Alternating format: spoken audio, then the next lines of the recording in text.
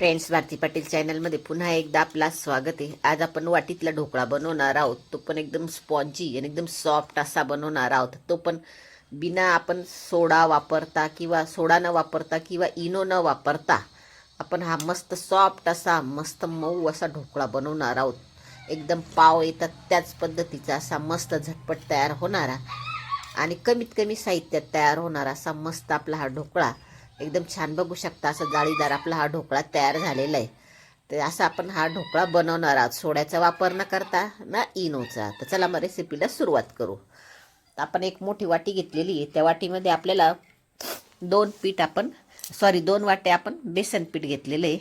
तर तुम्हाला पाहिजे तर एक वाटी रवा, एक वाटी बेसन पीठ तुम्ही घेऊ शकता. मी 2 वाट्या बेसन पीठ घेतलेले. जे घरातलं असेल तेच घ्यायचं आहे. काही बाजारातून कोणतं दुसरं काही वेगळं आणायचं नाही आहे. मग त्याच्यात आपल्याला 1 चमचाभर साखर टाकून घ्यायची आहे. अर्धी वाटी दही टाकायचं आहे. आंबट वगैरे कोणतंही असलं तरी चालेल. ते मीठ टाकायचं आहे चवीनुसार आपल्याला त्याच्यात. आणि लगेचच आपल्याला थोडंसं चुटकीभर हिंग टाकून घ्यायचं, कारण बेसन पिठाची रेसिपी म्हटली का त्याच्यात हिंग टाकलाच पाहिजे. नाही तर कसं बेसन पिठाच्या रेसिपीने आपल्याला पोटाचा त्रास होतो. मग त्याच्याने बेसन पिठाच्या याच्यात हिंग टाकायचाच आहे.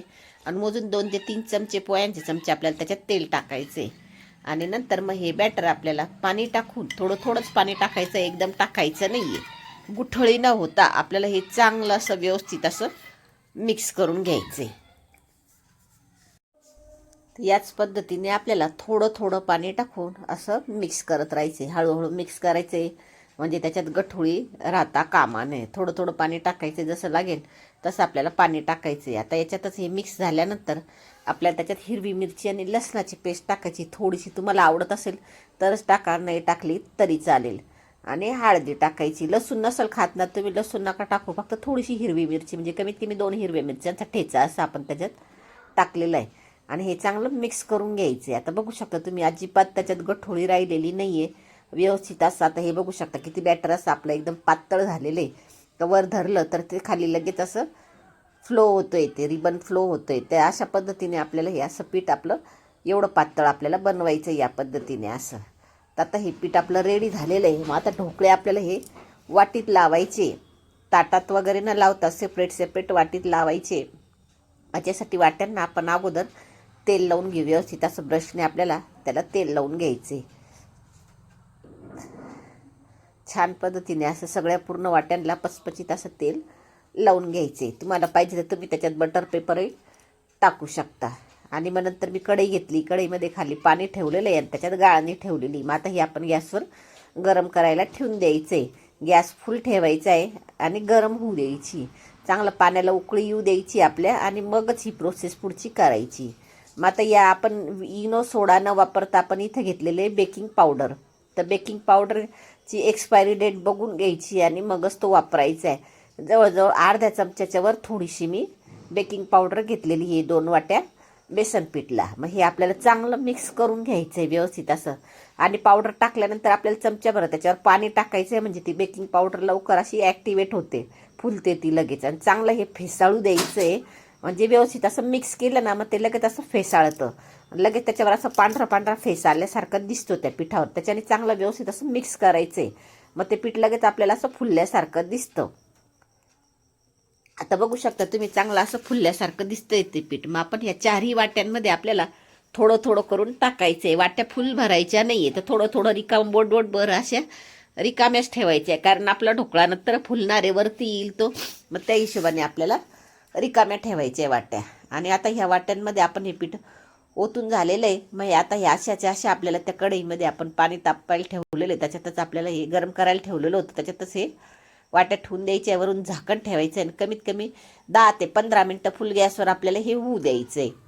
मग आता 15 मिनटानंतर 15 मिनटं लागलेले. मग तुम्ही बघू शकता एकदम आपला ढोकळा असा फुललेला आहे. तर चाकू घालून आपण चेक करून बघायचं. तर चाकूला अजिबातच चिटकत नाही येतो आणि खूप छान अशी जाळी पडलेली या ढोकळ्याला. बघू शकता असा मस्त आपला सॉफ्ट आणि स्पॉन्जी ढोकळा तयार झालेला आहे. मग आता या ढोकळ्याला आपल्याला फोडणी द्यायची वरून. तो खाताना घशात अडकायला नको किंवा खवखवायला नको. मग यासाठी आपण तेल घेतलेलं आहे त्या भांड्यामध्ये आणि त्याच्यात मोहरीची फोडणी देऊन घ्यायची. मग आपण आता हा तडका तयार करणार आहोत. आता मग त्याच्यात हिरव्या मिरच्या, कढीपत्ता टाकून घेतलेला आहे, थोडीशी हिंगाची फोडणी दिलेली आहे चांगली फोडणी आपली अशी तडतडू द्यायची आहे. नंतर वरून त्याच्यात आपल्याला कपभर तरी पाणी असं ओतून घ्यायचं आहे. आणि त्याच पाण्यात आपल्याला मग 1 चमच्याभर साखर आणि थोडंसं मीठ चवीनुसार टाकून घ्यायचं आहे आपल्याला. आणि ते पाणी चांगलं खळखळून असं उकळू द्यायचं आहे आपल्याला. कारण काय होतं, त्या ढोकळ्याला जर आपण ही फोडणी तयार नाही केली ना, तर ढोकळा घशात येणं असा कोरडा कोरडा लागतो आणि घशात अडकतो तो खाताना. तर मग तुम्ही जी फोडणी दाखवली मी ती फोडणी अवश्य करा, म्हणजे त्याच्याने तुमचा ढोकळा आहे ना आता खाताना असा घशात अडकणार नाही. तर वरून आपल्याला ही गरम गरमच ही फोडणी त्याच्यावर ढोकळ्यामध्ये अशी टाकून घ्यायची पूर्ण. जेवढं पाणी ते पिईल ना, तर तेवढा तुमचा ढोकळा एकदम सॉफ्ट आणि स्पॉन्जी असा तयार होईल बघा. आता हे पूर्ण पाणी आपल्याला त्याच्यावर टाकून घ्यायचं आहे मस्त.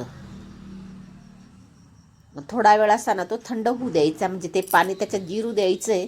आणि मगच तो ढोकळा खायला घ्यायचा, म्हणजे तो एकदम सॉफ्ट आणि असा मस्त तयार होतो. वरून त्याच्यावर कोथिंबीर टाकून घ्यायची या ढोकळ्यावर. साईडने आता या ढोकळ्याच्या आपण कडा आहे ना अशा मोकळ्या करून घेऊ, म्हणजे त्याच्यात आहे ना पाणी लगेच पटकन असं जिरून जाईल बघा. तर प्रत्येक अशा वाटीतल्या आपण ढोकळ्याच्या अशा कडा साईडने मोकळ्या करून घ्यायच्या, म्हणजे पटकन जे आपण पाणी टाकलेलं आहे गरम गरम तर चारी साईडने असं मध्ये पटकन जिरलं आणि तो ढोकळा असा सॉफ्ट असा तयार होईल बघा. तर जसं हॉटेलमध्ये रेस्टॉरंटमध्ये भेटतो ना तसाच ढोकळा आपला हा तयार होतो. एकदम मऊ, एकदम सॉफ्ट आणि असा एकदम छान असा जाळीदार आपला हा ढोकळा तयार होतो बघा. तर इतका छान असा आपला ढोकळा, एक ढोकळा तुम्हाला वाटीतून मी काढून दाखवते. इतका छान असा सॉफ्ट आणि मऊ असा आपला हा ढोकळा तयार झालेला आहे. तर बघू शकता एकदम छान असे सॉफ्ट असे ढोकळे तयार झालेले आहे. आता एक चाकू घेऊन त्याच्या चमच्याच्या साह्याने आपण असं साईडने, चमच्याच्या किंवा चाकूच्या साह्याने तुम्ही असं साईडने, आपण अगोदरच त्याच्या कडा कोरलेला आहे त्याच्याने तो इझी निघणार आहे. बघू शकता एकदम असा आल्लाद निघालेला आहे तो ढोकळा आपला. असा हातात घेऊन आपण प्लेटमध्ये काढून घेऊ. तर बघू शकता इतका छान असा जसा डोनट येतो ना, तर त्याच पद्धतीने आपला सॉफ्ट असा बघा, जाळी किती पडलेली त्या ढोकळ्याला. एकदम मस्त असा हा ढोकळा तयार झालेला आहे छान असा. आता मी तुम्हाला कापून पण दाखवते. त्याला आतून किती जाळी पडलेली ना, इतका नरम झालेला आहे. तर तुम्हाला आतूनही मी तुम्हाला कापून दाखवते, म्हणजे कळेलच लगेच तो ढोकळा आपला कसा तयार झालेला आहे.